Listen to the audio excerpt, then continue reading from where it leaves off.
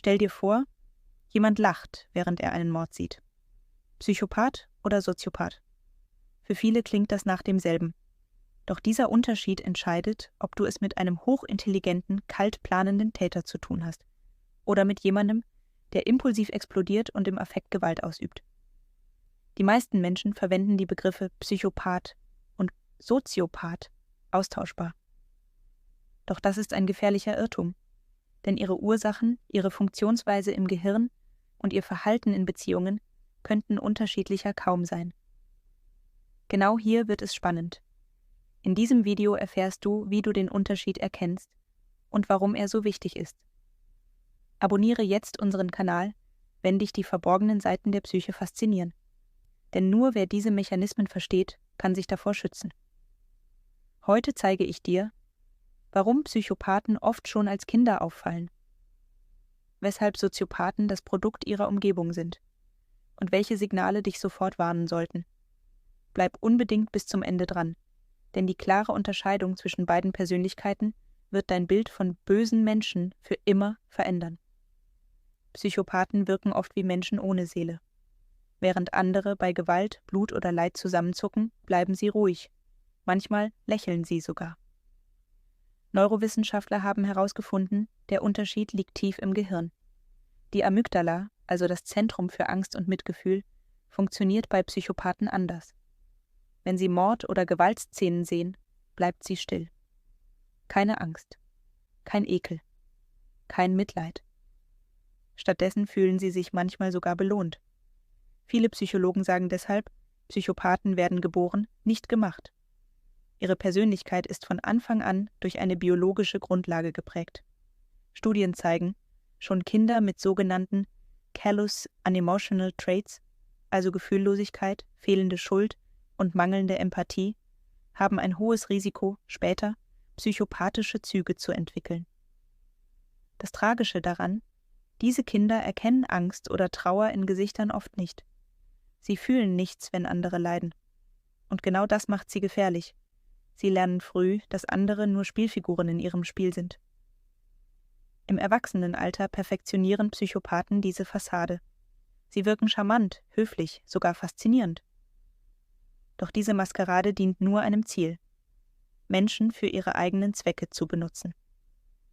Und hier liegt der vielleicht gruseligste Teil. Psychopathen sind oft Meister im Planen. Ihre Taten sind selten impulsiv. Sie kalkulieren, minimieren ihr Risiko und schlagen dann zu. Kalt, berechnend, ohne Reue. Und jetzt zeige ich dir, wie genau sich diese Kälte im Alltag zeigt und wie du Psychopathen schon an kleinen Details erkennen kannst. Stell dir jemanden vor, der dir tief in die Augen schaut, dich anlächelt und dir das Gefühl gibt, du wärst etwas ganz Besonderes. Und genau in diesem Moment hat er dich schon durchschaut. Psychopathen sind Meister darin, oberflächliche Bindungen aufzubauen. Sie scannen ihre Umgebung wie ein Jäger. Sie erkennen sofort deine Schwächen, deine Sehnsüchte, deine ungesagten Ängste. Und genau da setzen sie an. Doch während normale Menschen echte Nähe suchen, bleibt bei ihnen alles Fassade. Ihre Beziehungen sind in Wahrheit Transaktionen. Sie geben dir gerade so viel Aufmerksamkeit, wie nötig ist, um dich emotional zu fesseln, und nehmen sich gleichzeitig alles, was sie brauchen. Empathie, Fehlanzeige. Reue, unbekannt. Stattdessen treibt sie etwas anderes an: Dopamin. Ihr Belohnungszentrum im Gehirn reagiert überempfindlich. Jedes Mal, wenn sie dich manipulieren, fühlen sie einen Kick, fast wie eine Droge. Es geht ihnen also nicht nur um Macht. Es geht um das euphorische Gefühl, andere kontrollieren zu können. Das macht sie gefährlich. Denn während du glaubst, in einer echten Beziehung zu stehen, als Freund, Partner, Kollege, bist du für sie oft nur eine Quelle. Eine Quelle von Bestätigung, Aufmerksamkeit oder Vorteilen. Und genau deshalb hinterlassen Psychopathen fast immer eine Spur von zerstörten Freundschaften, Beziehungen und Karrieren. Sie nehmen, was sie kriegen können, und gehen weiter, ohne sich je umzudrehen. Doch was passiert, wenn ein Psychopath seine Maske fallen lässt? Jetzt zeige ich dir die Merkmale, an denen du sie zuverlässig erkennst, auch wenn sie alles daran setzen, unauffällig zu bleiben. Die größte Gefahr eines Psychopathen liegt darin, dass er sich tarnt. Er wirkt charmant, selbstbewusst, oft sogar außergewöhnlich erfolgreich. Doch hinter der Fassade verbirgt sich ein Muster, das du erkennen kannst, wenn du weißt, worauf du achten musst. Erstens. Fehlende Empathie. Wenn jemand scheinbar ungerührt bleibt, während andere leiden und dabei nicht einmal Anzeichen von Mitgefühl zeigt, ist das ein wichtiges Warnsignal. Psychopathen sehen Tränen, Schmerz oder Angst, aber sie fühlen nichts dabei. Zweitens. Oberflächliche Gefühle. Du wirst feststellen, sie können Emotionen imitieren. Sie können so tun, als ob. Mit Gesten, Worten oder sogar Tränen. Doch diese Gefühle wirken oft flach, aufgesetzt und halten nicht lange an. Drittens. Pathologisches Lügen. Ein Psychopath lügt nicht aus Not. Er lügt, weil es sein Werkzeug ist. Die Wahrheit ist für ihn biegsam. Alles wird so lange verdreht, bis es in sein Spiel passt. Viertens. Kein echtes Verantwortungsgefühl. Selbst wenn sie andere verletzen, wirst du kaum jemals ein ehrliches „Es tut mir leid" hören. Sie rationalisieren, beschuldigen andere oder drehen die Situation so, dass sie selbst zum Opfer werden. Fünftens. Faszination für Machtspiele. Sie sind immer auf der Suche nach Situationen, in denen sie andere kontrollieren können, sei es subtil in Gesprächen oder offen im Beruf. Erkennst du mehrere dieser Muster bei einer Person, solltest du vorsichtig sein. Doch nicht jeder mit diesen Eigenschaften ist automatisch ein Psychopath. Der entscheidende Unterschied liegt darin, wie kaltblütig und berechnend diese Menschen dabei vorgehen. Nun schauen wir uns an, wie tief ihre Verdrahtung wirklich reicht und warum Psychopathen schon als Kinder auffallen können. Manchmal zeigen sich die ersten Schatten schon sehr früh. Stell dir ein Kind vor, das ein verletztes Tier sieht und statt Mitleid zu empfinden, lacht. Oder ein Kind, das andere quält, ohne dabei auch nur den Hauch von Schuldgefühlen zu zeigen. Psychologen nennen das kaltherzige, emotionslose Züge. Diese Kinder wirken erstaunlich ungerührt von den Gefühlen anderer. Sie empfinden kaum Schuld, wenn sie etwas falsch machen, und ihre Reaktionen auf Belohnung oder Bestrafung bleiben oft flach. Fehlende Empathie. Schon in jungen Jahren fällt auf, dass sie weder Angst in den Gesichtern anderer erkennen, noch Mitgefühl zeigen können. Aggressives Verhalten. Viele beginnen früh mit Bullying, also systematischem Quälen oder Demütigen anderer Kinder. Flache Emotionen. Freude, Trauer, Angst. Alles scheint reduziert, wie durch einen Filter. Schwierigkeiten mit Freundschaften. Weil echte Bindung für sie wenig Bedeutung hat, bleiben Beziehungen oberflächlich und oft brüchig. Die Forschung zeigt, nicht jedes schwierige Kind wird ein Psychopath. Aber wer schon früh diese Muster zeigt, trägt ein hohes Risiko, als Erwachsener antisoziale Persönlichkeitszüge zu entwickeln. Das Tragische: Viele Eltern, Lehrer oder Ärzte hoffen, dass sich das verwächst. Doch diese Signale sind oft hartnäckig und die Chancen auf Veränderung sinken, je länger sie ignoriert werden. Genau hier liegt ein entscheidender Unterschied zu Soziopathen. Während Psychopathen meist schon in der Kindheit auffallen, entwickeln Soziopathen ihre Muster oft erst durch ihre Umwelt. Und das sehen wir gleich. Oft werden die Begriffe Psychopath und Soziopath wie Synonyme verwendet. Doch es gibt klare Unterschiede. Und genau die sorgen dafür, dass wir ihr Verhalten besser einordnen können. Psychopathen haben meist eine starke biologische Komponente. Untersuchungen zeigen Abweichungen im Gehirn, besonders im Amygdala-Bereich, der Angst und Empathie steuert. Deshalb bleiben Psychopathen kalt und emotionslos, selbst in Situationen, die uns zutiefst erschüttern würden. Sie planen ihre Handlungen strategisch.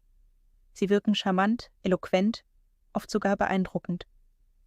Aber hinter der Maske steckt Leere und völlige Gleichgültigkeit gegenüber Leid.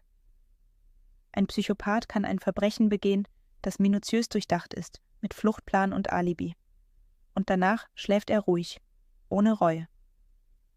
Soziopathen dagegen entstehen meist durch Umweltfaktoren, Vernachlässigung in der Kindheit, Gewalt, toxisches Umfeld oder destruktive Peer Groups. Sie haben ein kurzes Temperament, sind schnell reizbar. Sie handeln impulsiv, oft ohne nachzudenken.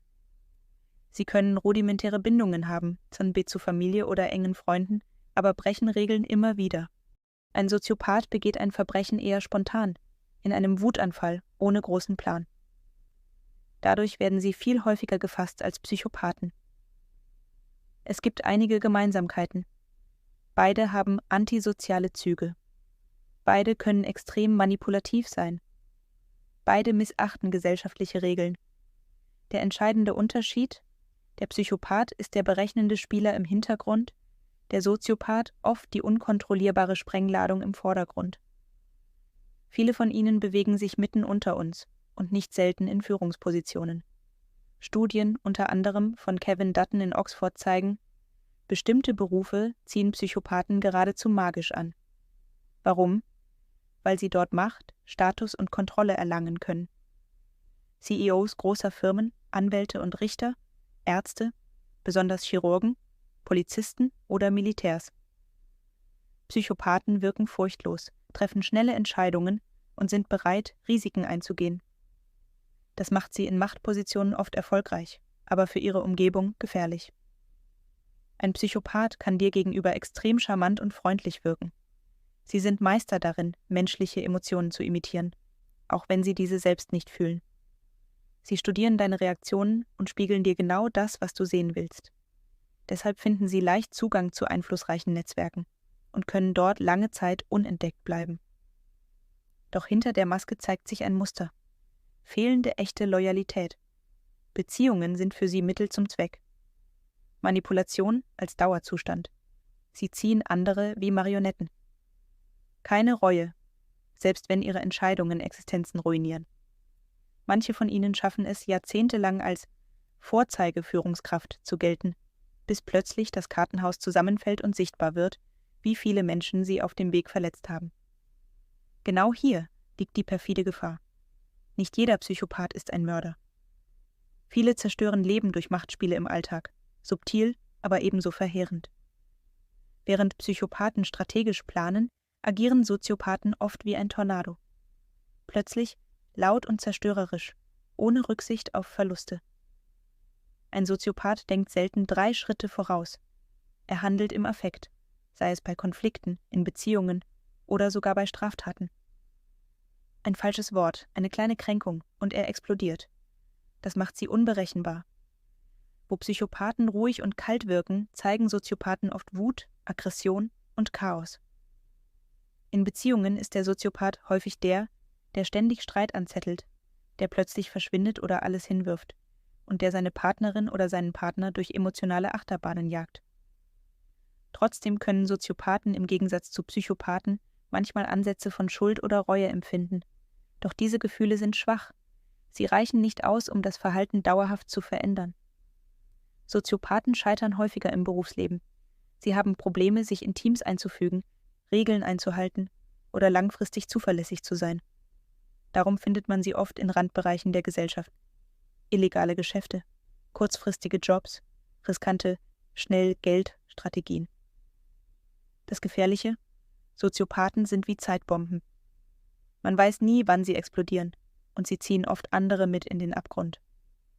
Während Psychopathen wie Schachspieler agieren, sind Soziopathen wie Pokerspieler, die alles auf eine Karte setzen, ohne an morgen zu denken. Am Ende lässt sich die Grenze so ziehen. Psychopathen sind die eiskalten Strategen. Sie planen, manipulieren und halten dabei jede Fassade aufrecht, ohne jemals Reue zu empfinden. Soziopathen hingegen sind impulsiver, chaotischer, von ihrer Umwelt geprägt und dadurch oft leichter zu enttarnen. Beide zerstören Beziehungen, beide hinterlassen tiefe Spuren. Und genau deshalb ist Wissen deine stärkste Waffe. Je klarer du die Muster erkennst, desto besser kannst du dich schützen und desto weniger Macht haben sie über dich. Wenn dich dieses Thema bewegt, dann abonniere jetzt unseren Kanal. Hier tauchen wir jede Woche in die Psychologie der Manipulation ein und geben dir das Werkzeug in die Hand, dich von unsichtbaren Fäden zu befreien. Teile dieses Video mit jemandem, der diese Klarheit braucht. Vielleicht ist es genau das Puzzlestück, das ihm bisher gefehlt hat.